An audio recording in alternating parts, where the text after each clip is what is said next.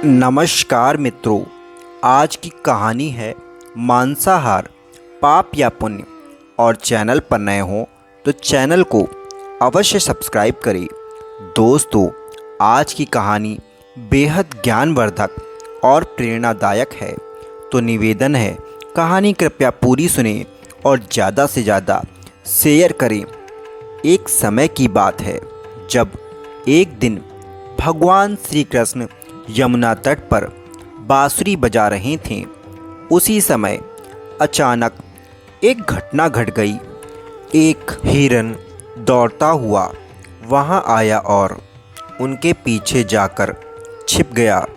हिरन बहुत डरा हुआ था। तब भगवान श्री कृष्ण ने उसके सिर को सहलाते हुए पूछा, क्या बात है? उसी समय एक शिकारी आ गया। ये मेरा शिकार है, कृपया आप मुझे प्रदान करें। तभी भगवान श्री कृष्ण ने कहा, हर जीवित प्राणी संसार में है, सबसे पहले खुद का अधिकार होता है, ना कि किसी और का। ये बात सुनकर शिकारी को बेहद क्रोध आ गया। शिकारी ने कहा, तुम मुझे ज्ञान का पाठ मत पढ़ाओ। मैं इतना जानता हूँ, ये मेरे शिकार, इस पर मेरा अधिकार है। इसे मारकर खाना चाहता हूँ, अर्थात यह मेरा भोजन है। भगवान कृष्ण का किसी भी जीव को मारकर खाना पाप है। क्या तुम पाप के भागीदार बनना चाहते हो? मांसाहार पुण्य है या पाप, यह तुम नहीं जानते? शिकारी बोला, मैं आपके जैसा ज्ञानी नहीं हूँ। मैं क्या जानूँ? मैं तो बस इतना जानता हूँ कि अगर मैं शिकार नहीं किया तो मुझे खाना नहीं मिलेगा। मैं और मेरा परिवार भूखे पेट सोएगा। मैं भी तो इस जीव का जीवन मुक्त कर रहा हूँ और मैं भी तो पुण्य का कार्य कर रहा हूँ। फिर आप मुझे ये पुण्य के कार्य करने से मना कर रहे हैं। जहाँ तक मैंने सुना है, राजा महाराजाओं ने भी शिकार किया है। शास्त्र में ये बताया गया है। मेरे हिसाब से तो पुण्य है। फिर मुझ गरीब को शिकार करना क्यों नहीं सही है? क्या निर्धन व्यक्ति के लिए शिकार पाप है? मुझे आप ही बताइए, मांस खाना पाप है या पुण्य? शिकारी के मुंह से ऐसी बातें सुनकर भगवान श्री कृष्ण मन ही मन सोचने लगे कि ऐसी बुद्धि भ्रष्ट हो गई है। मांस खाने के कारण सोचने समझने की शक्ति भी नष्ट हो गई है। भगवान श्री कृष्ण ने कहा, ध्यान से सुनो, तुम्हें मैं एक कहानी सुनाता हूँ, फिर आप ही बताना मांस खाना पाप है या पुण्य। शिकारी सोचने लगा, आखिर मैं इस कहानी को सुन ही लेता हूँ और मेरा मनोरंजन भी हो जाएगा और मुझे मांस भी मिल जाएगा, क्योंकि मैं इस शिकार को छोड़ने वाला तो नहीं हूँ। भगवान श्री कृष्ण कहानी शुरू की और कहते हैं, एक राजा के राज्य में एक बार अकाल की वजह से उत्पादन कम हो गया। प्रजा में भूखमरी छा गई और राजा को चिंता होने लगी कि समस्या का निदान करने के लिए पांचों तथा अन्य मंत्रियों की सभा बुलवाई। राज्य का धन कोष खाली हो चुका है। ऐसे में संग्रहित धन कब खत्म हो जाएगा? सलाहकारों से धन रात्रि के बारे में सभी से रात्रि दिन पूछना शुरू किया, अर्थात प्रस्ताव रखा गया। आदि धन को उगाने के लिए श्रम करना पड़ता है और समय भी काफ़ी लगता है। ऐसे में तो कुछ सस्ता नहीं हो सकता। पर सभी मंत्रियों और राज्य के अतिथिगण मानियों से विचार में पूछा कि हमें क्या करना चाहिए। महाराज यह प्रश्न सभी के सामने रखते हैं ताकि कम और सस्ता उपाय बताएं। जो जल्दी हमें खाने के लिए मिल जाए। सबसे सस्ती वस्तु क्या है? फिर सभी मंत्रियों गढ़ सलाहकार सोचने लगे। खाद्य पदार्थ उगने में तो काफ़ी समय लगता है, काफ़ी मेहनत लगती है। तभी एक मंत्री ने खड़े होकर कहा, महाराज, मेरे हिसाब से तो सबसे सस्ता पदार्थ मांस है, जो आसानी से उपलब्ध हो जाएगा। मेरे मुताबिक सबसे सस्ता मिलता है और इससे धन की, समय की भी हानि नहीं होती है और बड़ा आराम से हमें मांस भी मिल जाएगा। सभी मंत्रियों ने हाँ में हाँ मिला दिया, पर प्रधानमंत्री अभी भी चुप था। राजा ने कहा, प्रधानमंत्री, तुम चुप क्यों हो? तुम भी कहो। प्रधानमंत्री ने कहा कि मैं नहीं मानता, मांस सबसे सस्ता हो सकता है, पर मैं अपने विचार कल आपके सामने रखूंगा। आज मुझे महाराज क्षमा करें। प्रधानमंत्री कुटिल और बुद्धिमान था। वह प्रस्ताव रखने वाले सभी सलाहकार और मंत्री के घर पहुंचा। जिस सलाहकार ने उस दिन मांस का प्रस्ताव महाराज को दिया था, वह प्रधानमंत्री को अपने घर आया देखकर वह तो घबरा गया।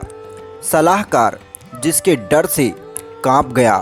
प्रधानमंत्री ने कहा, अचानक मेरे आने का यह कारण है कि महाराज बीमार हो गए हैं। उनकी हालत बहुत ही खराब हो गई है।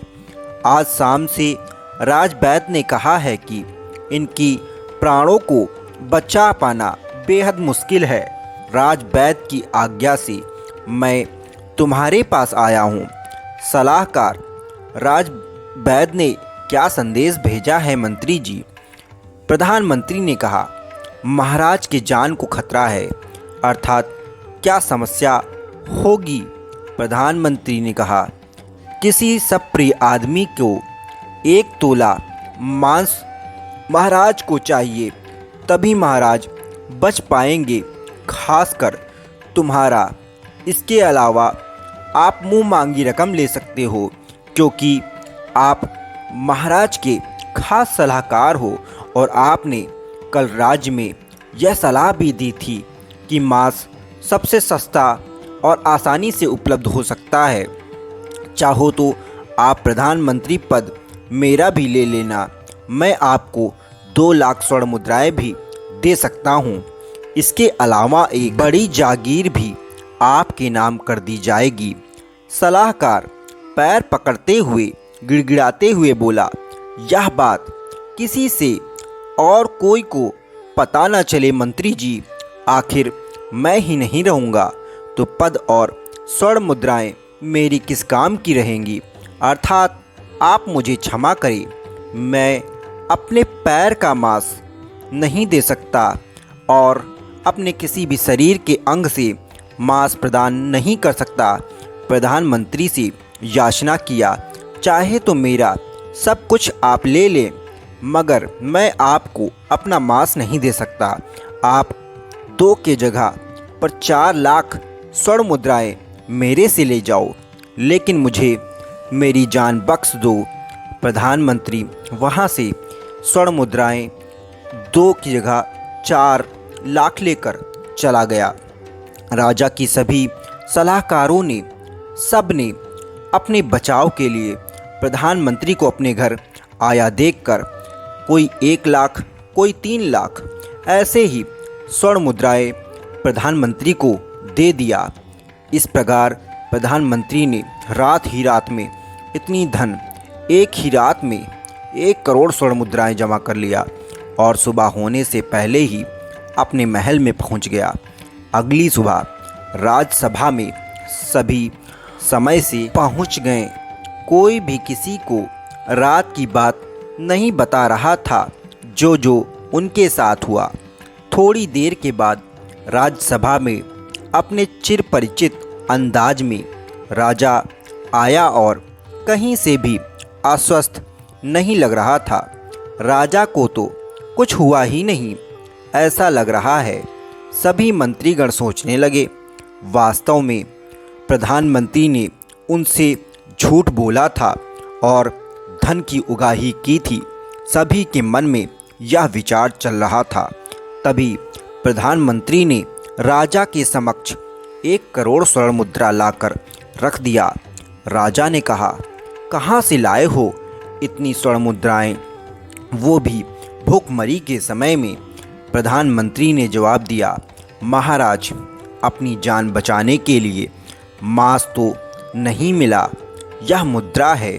अब आप ही बताइए कि मांस सस्ता है या महंगा। राजा को बात समझ में आ गई। राजा को सारी बात मंत्री ने अच्छी तरह से बताई कि कल रात क्या क्या हुआ।